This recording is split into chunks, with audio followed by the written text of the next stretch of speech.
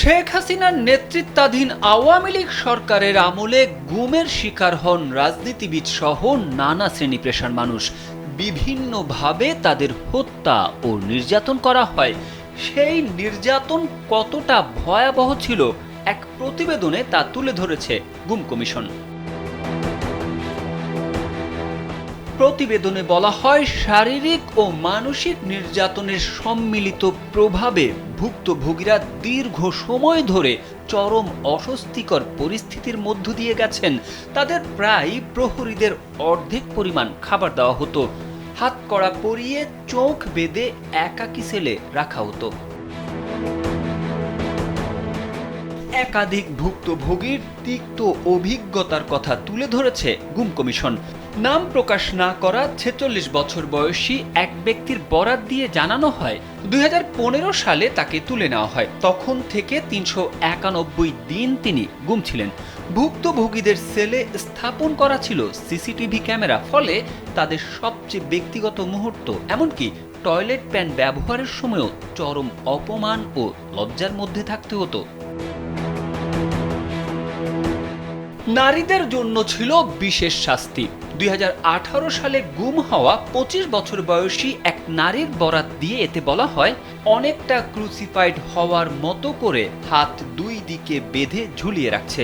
ওরা আমাদের ওড়না নিয়ে নিছিল, আমার গায়ে ওড়না ছিল না, আর যেহেতু জানালার দিকে মুখ করা ছিল, অহরহ পুরুষ মানুষ যে কতগুলো আসছে দেখার জন্য এটা বলার বাহিরে। মানে তারা একটা মজা পাচ্ছে, বলা বলি করতেছিল যে এমন পর্দাই করছে, এখন সব পর্দা ছুটে গেছে। প্রহার ছিল নির্যাতনের সবচেয়ে সাধারণ ও সর্বব্যাপী রূপ। প্রায় প্রতিটি স্থানে এবং প্রায় প্রতিটি ভুক্তভোগীর ক্ষেত্রেই এটি ঘটেছে, এমনকি তাদের ক্ষেত্রেও যাদের ওপর অন্য কোনো ধরনের নির্যাতন প্রয়োগ করা হয়নি। বন্দীদের ওপর যে নির্মম শারীরিক নির্যাতন চালানো হতো তার মধ্যে একটি ছিল ছাদের সাথে ঝুলিয়ে নির্যাতন। নির্যাতনের নানা পদ্ধতির মধ্যে অন্য একটি হলো প্রায় নখ উপড়ে ফেলা হতো।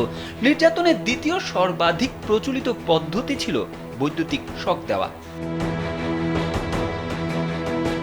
২৮ বছর বয়সী এক যুবক জানান, একটা মেশিনে উঠাইছিল, উঠাই মাথায় বাঁধছে, হাতে বাঁধছে, পায়ে বাঁধছে, মানে হাঁটুর মিডলে, এইখানে আবার পায়ের নিচেও বাঁধছে, এরকম সোজা দাঁড়ানো। ওই মেশিনটা ওঠায় চালানোর পর মনে হয়েছে যে আমার হাড় সম্পূর্ণ যেন আলাদা হয়ে যাচ্ছে। কেন বলতে পারবো না, ওটার সেটিং এরকম যে মেশিনটাই একটা আজব। যদিও যৌন ভিত্তিক নির্যাতনের ঘটনা ছিল, কিন্তু ভুক্তভোগীরা এসব অভিজ্ঞতা শেয়ার করতে অনিচ্ছুক হওয়ায় সেগুলো নথিভুক্ত করা কঠিন হয়েছে। তা সত্ত্বেও একাধিক বিশ্বাসযোগ্য ঘটনার সাক্ষ্য পেয়েছে গুম কমিশন, যেখানে নির্যাতনের নির্দিষ্ট লক্ষ্য ছিল ভুক্তভোগীদের যৌনাঙ্গ। মুক্তির পরও নির্যাতনের শিকার ব্যক্তিরা দীর্ঘমেয়াদী মানসিক ট্রমার স্পষ্ট লক্ষণ বহন করেন। তাদের চলমান চিকিৎসা ও মনস্বাস্থ্য সহায়তার প্রয়োজন হয় এবং অনেকের শিক্ষা ও কর্মজীবন ব্যাহত হয়। তারেক আহমেদ, কালবেলা।